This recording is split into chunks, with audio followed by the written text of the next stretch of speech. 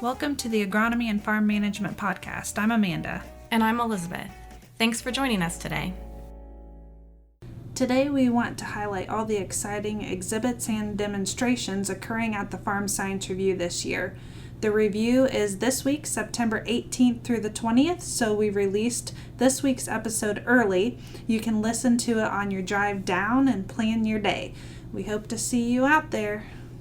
In this episode, we're chatting with several members of the Extension Farm Science Review planning team to highlight some of the exhibits you might want to check out while you're here. Here with us today, we have Nick Zachrich. He is the Farm Science Review manager, and this year's Farm Science Review is going to be bigger and better than ever. Nick, do you want to go into a little bit of detail as to why that's so? Sure, Elizabeth. Yeah, so every year we try to make a little bit of improvements here and there to make the experience a little bit better and not just have the same old farm show every year. So we like to go around the site, pick those areas that need some improvement and improve those. Just like our drainage projects that we've done this year, we put a lot of money in gravel and drainage pipe.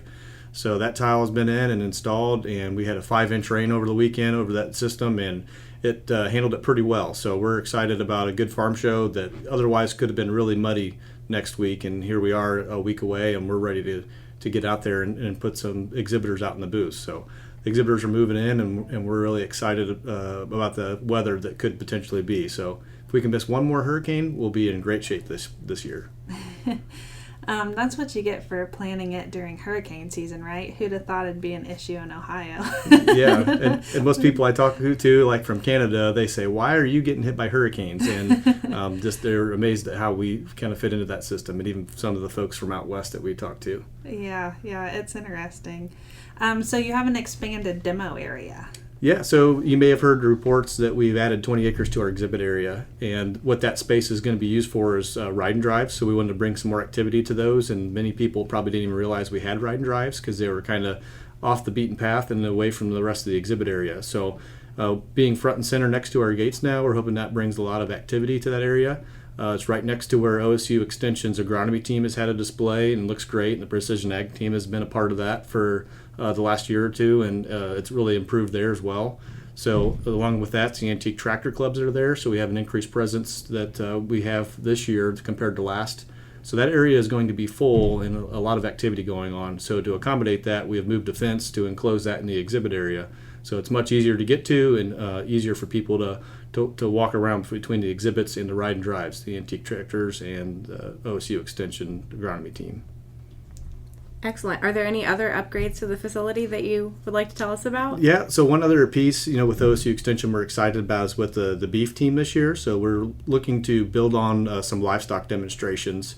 And right now for this year we have planned the beef team is going to have some beef quality assurance information and displays as well as some of cattle handling equipment. So the cattle handling equipment will be used in the beef quality assurance, but there is an example of how you can manage your livestock a little bit more safely. So in the next few years, we look to that to build on that over the next few years in order to have a good presence for the livestock farmers as well. We have a great presence for many grain farmers at Farm Science Review, and our livestock and different species other than beef as well. We'd like to see the presence a little bit larger to be able to accommodate those. So a lot of people out there diversifying a little bit. So maybe some folks that were into grain and now are getting into some cattle, or maybe some, they get into sheep because of some 4-H projects and it works well for them. There's a lot of different reasons people are getting into some different livestock. So we hope to accommodate that and have some education for that as well. Yeah, I think that'll be really cool. Looking forward to seeing how it works out. So we have the programs available when people get here, but if they want to do a little planning ahead of time, what do you recommend them looking for? Yeah, so the program is going to be available in Ohio Farmer like it has in years past. So that's a good preview, but also to complement that on our website, you can find some schedules for the extension presentations that are going to happen, as well as our digital directory that has a list of all the exhibitors and is also interactive. So you can do a keyword search if there's something specific you're looking for, as well as look for specific exhibitors that you'd like to see, and that map it'll take you right to where you need to go, and you can plan out your show. That is also tied right in with our mobile app. So if you have a smartphone and like to use the mobile app, it's directly tied to that. So it's live together with our database here in our office. So whenever I make a change to an exhibitor or the exhibitors make a change to their description, it's going to be live into your app and live into that digital directory. So a pretty comprehensive way to be able to find what you need. And every year now, this is the second year for this, but every year that we've worked on that mobile app, it's been more comprehensive and easier to use. So we're looking forward to even more in the years to come, just a little bit at a time. We're making it easier for people to find what they want to see at Farm Science Review. That's perfect. Hopefully people are listening to this on their way down to the show this week during Farm Science Review, so their passengers can get on the app right now and start planning their day. That's right. Yep, and it'll make it a little bit easier too. I'll just mention that we do have a courtesy shuttle going around. So if you don't have the need for a golf cart or something to get yourself around mobily around the site, 100 acres is pretty big. We do have some courtesy shuttles. There are 6-seat passenger golf carts that we have a group hired to come and help people get around the site. We need to get from east to west because that's the long way. So if you need to get from the parking lot to get on the shuttles to go to field demos, you can get on one of those carts and get you most of the way there. Or at the end of the day, if you get tired and you end up on the west side and the parking lot's on the east, and then you get a ride to the other end. Just expedite that a little bit if your feet get tired. So look for those in different areas on the site, and that'll help you get around a little bit easier. Man, you'll be able to find me on the shuttle by Thursday, that's for sure. So one of the things that we don't want to do is get partway here and then get stuck in traffic. So Nick, how do you recommend people get into the site so that they can get here quickly? Yeah, that's a good question, Elizabeth, because a lot of people know that US 42 is the closest exit to us. But what we recommend is State Route 56 from the west side and State Route 29 from the east side. If you use those to get down to 40, you're going to have a much easier time getting into the show. So especially from the west, the State Route 56 side, that line is so much shorter than if you try to go up to 42. So recommend using that. So don't just listen to your map service. Use those other exits, and you'll be much quicker getting into the show and less of a headache in traffic, that's for sure. And as far as parking goes, everything at the east end this year, including handicap, or do you have some at the west end again? So the west end parking is for exhibitor parking and media parking, and then that's where the buses will park as well. So the buses we've moved to a little bit different location, but it is still on the west. And then the east side of the facility is where all the visitor parking is, and that's where you'll find a handicap parking if that's what you need. So if you need accessible parking, that's close to where the golf cart rental and registration is if you bring your own. So you also do need that handicap registration or a doctor's note if you do want to bring a golf cart of your own. So otherwise, we recommend that you use our courtesy shuttle to get from one end to the other if you do need assistance. Of course, always ADA approved vehicles are fine too. So if you have a scooter of some kind that's ADA approved, those are perfectly acceptable all over the site. Perfect. Well, thank you so much for your time. I know that you're plenty busy, so we appreciate you sharing this information with us, and good luck with the show this year. Thanks, you too as well. We'll look forward to seeing all the OSU Extension folks out, and it's a great day for everybody, those 3 days every year, and look forward to seeing everybody, all the visitors from across the state and several states surrounding, to come ask questions to everyone. Joining us to talk about the field demo side of Farm Science Review is Nate Douridas. He's the farm manager here at the Molly Cairn Ag Center. And Nate, why don't you tell us a little bit about how the crops are doing? You started harvesting a little bit to open the demo fields up last week. We did.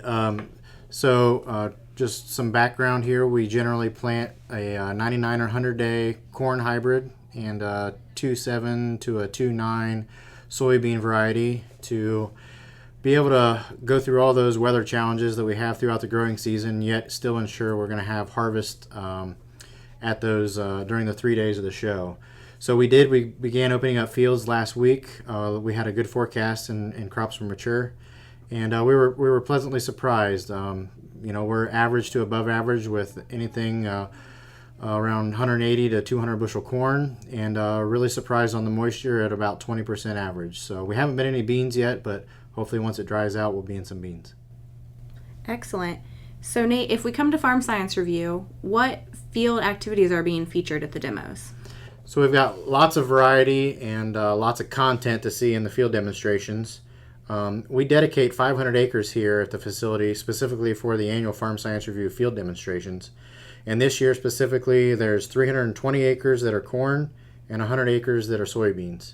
And we are one of the only national farm shows that does soybean harvest We do corn harvest. Some of our demos are set up a little bit more unique, and they're tailored a little bit better to allow the attendee to come in and really visit one-on-one with that company if they want that opportunity, and then see specifically the area that machine had harvested to be able to help evaluate whether it's the header, combine loss, or just general performance, where they can't really see that at some of the other demonstrations. So we provide that opportunity. Beyond harvest, we offer other things, including the ag innovation and tillage, cornstalk baling, and this year we have a couple of unique demonstrations, which include some grain handling, and then we have a silage baler that's going to be here to kind of show how the silage side of things can work with a product that they have. Nutrient application is a big one again for us this year. We'll have multiple types of applicators. And then once again, reoccurring demo for us is Ohio Leica partnership with a tile and a waterway installation demonstration. That'll be running all 3 days of the show as well. So lots of variety. Right now we have over 50 demo participants. A couple of those that you can look for would be 9 different corn harvest participants and 7 on soybeans. So lots for you to come and see. Yeah, definitely a comprehensive field demos, and I think you guys work really hard to make it that way and maintain it. So what's the schedule for the field demos each day? Once an attendee's here, they'll spend the morning in the exhibit area and then be ready to kick off field demonstrations at 12:30 in the field. And then there'll be demonstrations that run throughout the afternoon there, still going to allow you time to get back to the exhibit area and work your way back towards the parking lot. And you can also go up and visit the grain handling facility, correct? That's correct. Another unique thing about our farm show and operation here is we maintain our own grain facility, which gives us a lot of control. So there's lots of things up there to see, from the company's grain handling products, grain bin storage. You can look at some automation that's there, both on the receiving and material handling side of things. Lots of folks up there that you can visit with, and once corn harvest wraps up and we're working on soybean harvest, you'll be able to go up there and see grain coming in and the dryer running, as long as we've got the wet corn coming in, and lots of things to see up there. So that's one of the shuttle turnaround locations, and you can't miss it if you get on a shuttle tractor. So there's a shuttle that can take us out there. That sounds really convenient. Could you tell us a little bit about where we catch the shuttle? How do we find it? Yeah, so as you work your way in the exhibit area from east end going west, you'll come all the way to the west end. At the west end, we offer shuttle tractors that will board just at the west end and take you up to multiple locations at field demonstrations, and there'll be signage along the way that will tell you what's going on at that shuttle stop, or to stay on for some upcoming demonstrations, and you'll work your way around the shuttle loop. Not only does it stop at the demonstrations, but it stops at the grain facility, and there will be the Leica drainage and waterway demonstration. You can also catch that same shuttle to the Gwynne conservation area, and then it always works its way back to the west end of the exhibit area again. And that loop will run all day from 9 till 3:30, 4 o'clock, depending on the traffic, and it's a great way to get up to field demos quickly. What about weather? Since we had some of that last year, how do attendees find out if the demos are still going on? So social media would be the first avenue that we'll use to communicate with the attendees, whether they're on their way or planning for the following day, or here on site. So follow our social media posts at Farm Science Review on both Facebook and Twitter. You can also look maybe on our website for some links there. And then we have a lot of things in place to ensure harvest, as long as it's not a complete rain out. The tile installations will carry us through a little bit of moisture.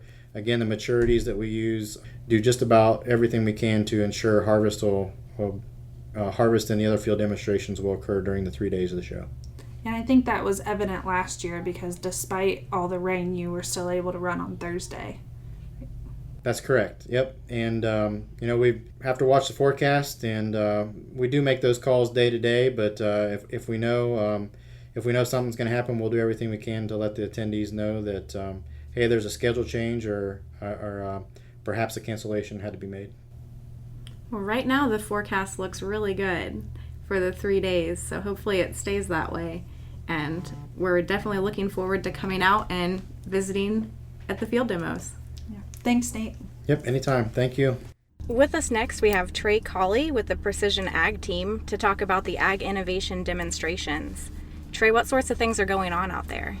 Yeah, Elizabeth, we're going to have an exciting week at the Ag Innovation demo. We're going to be out by the Farm of the Future. You can't miss us. We're going to be talking about just briefly about apps that we use with the Precision Ag program for in-season management. There's some Ohio State apps that we've developed, and then also we'll talk about some of the tools from third-party vendors that we also find to be useful during the season.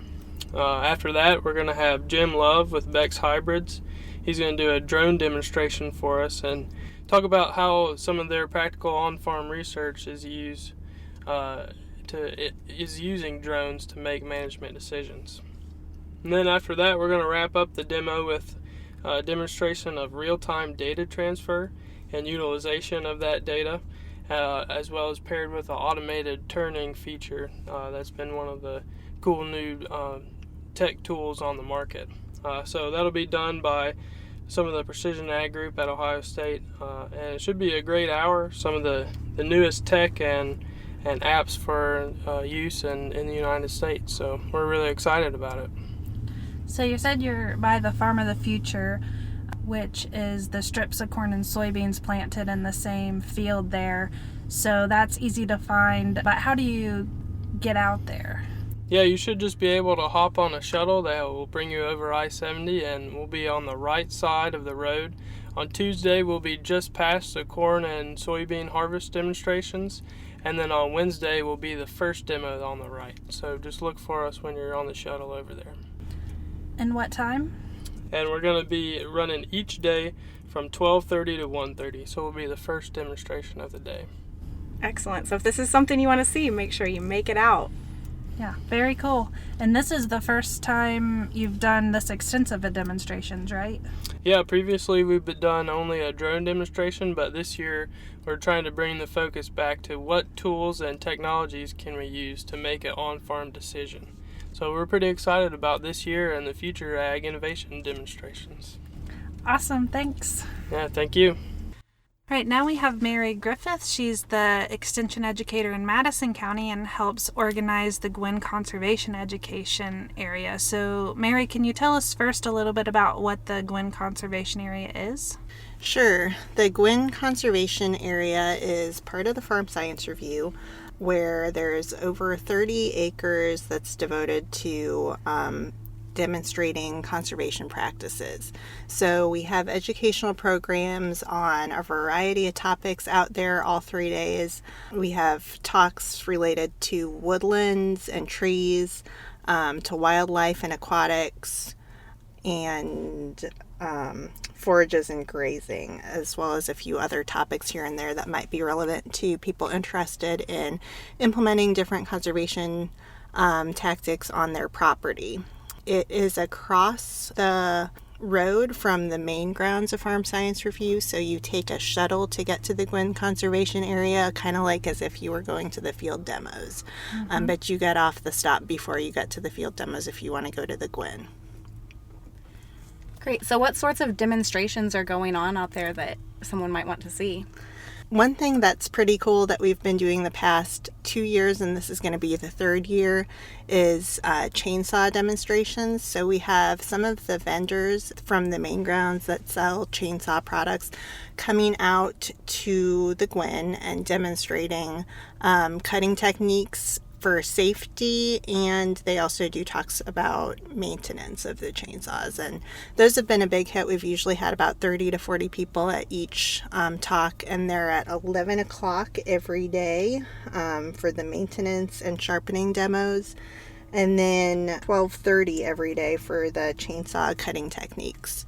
And we have people from Hawking College, from the Ohio Forestry Association, as well as some of the vendors from around the main grounds coming out to teach those sessions. And speaking of vendors, you also have vendors over there set up, right? Yes, we do. We have a lot of the departments from the School of Environment and Natural Resources set up out there with information about different work that they do and extension that they do related to wildlife or forestry and trees. And then we also have the departments like the Ohio Department of Natural Resources that's out there, and soil and water conservation districts. And we have some outdoor activity related exhibitors. So Cabela's has set up out there past couple years, and they'll be there again this year. Have vendors related to pond management and stuff like that too. One other thing that we have is Ohio Division of Natural Resource, ODNR's wildlife officer sets up an archery trailer that people can come out and practice archery. Oh, wow. Yeah, that's pretty cool. Yeah. Yeah, and you also have a food vendor out there, so if the main area gets too crowded, folks can just head out there for lunch and visit a little bit. That's right. Yeah, we have a barbecue vendor out at the Gwynne who has great food and short lines, and we have shady areas where you can enjoy your lunch. That's a great idea. And so activities out there are going on pretty much all day. Yeah, we get started a little bit later to give people time to get from the parking ground across main grounds and onto a shuttle to get across to our area. So our talks start at 10:30 every morning and end at 3 every day. And but we're out there from 9 until I think the last shuttle takes you back across to the main grounds at 4 every day. Very cool. I'm going to have to find time to go across and check out the Gwynne. It's a nice little break over there. Well, thanks for your efforts in organizing all the education. I think it's definitely an added bonus to what we do here at Farm Science Review. All right. Next, we have Harold Waters. He is an Extension Agronomy Field Specialist. As part of that role, he's the leader of the Agronomic Crops team and has helped organize, while taking the lead on organizing, the Farm Science Review Agronomy Plots for quite a few years now. Harold, what sorts of things, can you give us an overview of the plots and what someone might see out there? Let's start with, this is 11 years. So wow. I passed 10. So Jonah Johnson from Clark County at the time and we put out some antique corn plots in 2007. Man, that's a long time ago. But anyway, that brought some interest, and then we kind of added some things to it over the years. So our weed management plots, this year we have a herbicide and crop screen back here. Really interesting to look at. We still have our antique corn plots out here, of course. I'm looking right now at our soybean management plots. So we've got nutrient management and soybeans across the front. Right behind that, we've got our precision ag, our variable rate soybean plots. Boy, in addition to that, we've got our It's Just $5 plot. I got a question about that this morning from a farmer. And that's where we ask farmers to think a little bit about why they're spending an extra $5 an acre for something that may or may not give them a return. And I think with lower commodity prices, that's something we do need to think about. Disease plots. I'm now running 5 years in a row with our continuous corn plots. And then I just started this year our continuous soybean plots because of the move with the chain link fence. We're now inside the exhibit area, but that caused me to shift my plots by about 20 feet, and so I lost my long-term soybean plots. They were just getting really interesting as far as disease and insects go, but we'll start them new and we'll continue this for a while. Our soil health plots, this is the 5th year for them. They're starting to grow into something interesting. We will have a couple of our educators out here during the review, and they will actually be doing water percolation tests, soil health tests, soil quality tests, things like that during the show, and kind of seeing how these 9 treatments we have out here, like I said, 5 years now, kind of seeing what the differences are across the soil types and soil health-wise at least. Grazing demos. Christine Gelly, one of our educators in Eastern Ohio, came to us a couple years ago and said, we not just talk about cover crops, but what we maybe can do with cover crops in addition to having that cover out there, and so forages. And so we've got a couple of things back here with Trey Colley. We've got that interseeded into corn. It's looking a little thin, but it will look really nice once the corn comes off at harvest. and then it grows a lot this fall, and there'll be some late forages for livestock. We'll also have some grazing on corn back there. We've got some 76-day hybrid back there and a 94-day hybrid back there. So a couple of those things that come off early, harvest early, dry corn. And again, it's an opportunity to get the cattle in to do some fall grazing on corn stalks. For one of them, we'll have a little demonstration area where we put in a interseeding between the rows. We've got a nice drill we kind of worked out, so we pulled out on every 30 inches we pulled out a row from this drill so we can plant down the middle of corn rows after corn harvest and get some shale rye or something like that out there for some fall grazing, and then even into the next spring if it comes to that. Trying to think what else I have. All manure plots. Glenn Arnold, our manure specialist, extensive field specialist for manure, he will have a demonstration again this year with a hard hose and a manure applicator. I think, can't remember the manufacturer this year, but he's got 3 toolbars he works with, and we're going to have one of them here to talk about during the show. And in addition to that, we've got strip till, banding demos. Actually, that'll be equipment, not a demo per se. And we will have a number of pieces of equipment in here too. We have the interseeders I talked about already. We'll have Glenn Arnold's hard hose applicator, manure applicator in here. We'll have a planter in here, precision planter this year. Variable rate, variable seeding, and variable row width as well. And then we'll also have in a herbicide applicator, but we're actually going to use it to apply foliar fertilizers. And so we'll have that in here as a demonstration too. How's that sound? It sounds like there's a lot to see out here. There is a lot to see. Yeah, and it's really exciting that we're inside the exhibit area now. So hopefully people don't rush past us on their way in because they'll already be in. So take time to spend out here. And along with that, we've got a somewhat more organized attempt at walk and talks, I guess you could say. Yeah, so walk and talks, what we did was, and you all are part of the committee here, Elizabeth and Amanda, of course, we kind of came up with ideas that farmers would like to spend 5 minutes with us, 15 minutes with us, maybe something like that. And so we've got, about a dozen different talks out here that we talked about. Yeah, we've got barley, early maturing corn, NDVI, getting the right nitrogen rate, variable rate seeding soybeans, cover crops. Of course, we'll have those back there again as well. But all those are walk and talks. So come spend 5 minutes or 15 minutes with us, and we'll give you some thoughts and maybe encourage you to think a little bit about what it is that you might want to do with those things. And then we also have the formal talks. Those start at noon every day and run till 3:30. We'll have 4 topics each afternoon, so Tuesday, Wednesday, and Thursday. I talked to Steve Coleman this morning. He's our soil fertility specialist for nutrient management. He's going to be doing the talk, and we'll be here on site on Tuesday at 2 o'clock to do the Tri-State Fertilizer Recommendation Update. So he's done a lot of work all of you have done a lot of work over the last 4 years to get those up to date. Turns out there's not a lot of surprises, but at the same time there are some interesting things, mostly relate to crop removal. And then Jeff Stackler will be talking about that herbicide weed screen I talked about in the back. Aaron Wilson's going to be here to talk about climate change and impact on agriculture.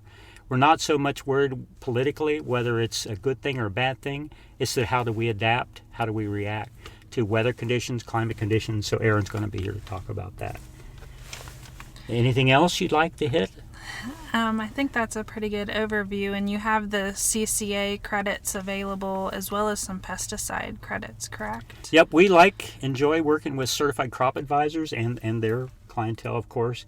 So all of our talks will have CCA credits, education credits assigned to them. And then also on the ground at the Gwynne Conservation Area at the north part of the farm, we have continuing education credits up there. And in the small farms tent and building on the west side of the exhibit area, we will have CCA credits that are available too. Not every talk of theirs, of course, will be CCA ready, but it's still enjoyable, and you will potentially pick up some credits on some of those talks as well.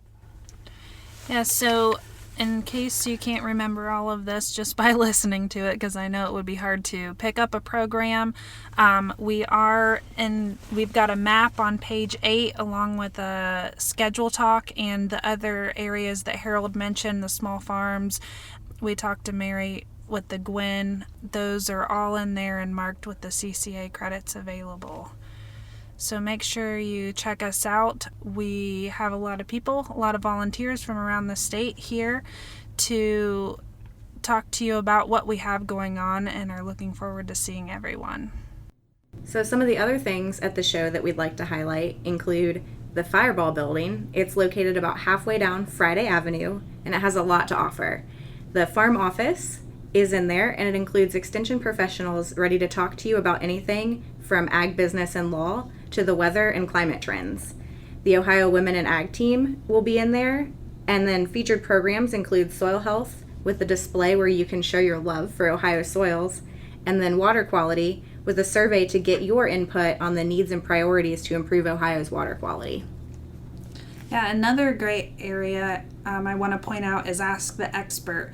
So this will continue again this year, hosted by the Ohio Ag Manager team and the College of Veterinary Medicine. These talks run 20 minutes every day from about 10 a.m. to 3 p.m., and they cover a wide range of farm management and animal health topics. So safety on the farm is important, all year long, but especially at harvest. So you should stop in and check out the Ag Safety and Health display there on Cottman Street. And you can learn about many aspects of farm safety, including what I think is going to be pretty cool, a fall hazard training where they're using a virtual reality experience. And then, especially this time of year, grain engulfment prevention. You can learn about that and why it's important. You can also visit with the Ohio Agribility team on Land Avenue and see the innovative ways they're working to enhance the quality of life for farmers and ag workers with disabilities. And disabilities aren't what you always think about. It could include arthritis or back impairments or even visual impairments. So there's a lot to learn by stopping in and seeing them. Yeah, they always do a nice job. So the Small Farm Center is made up of a tent and building. They expanded a few years ago and have talks running from 10 to 3 in both of those areas on livestock, specialty crops, food safety, and other topics to help small farms find their niche and reach their goal of living the small farm dream. Ooh, I need to check that out. So there's a lot going on this year, something for everyone. It's exciting to see that 6-foot fence move to the other end, and I think it's going to be a great year. Yeah, I'm looking forward to seeing all of you there. Thanks for listening to the Agronomy and Farm Management Podcast. Join us again in 2 weeks for our next episode.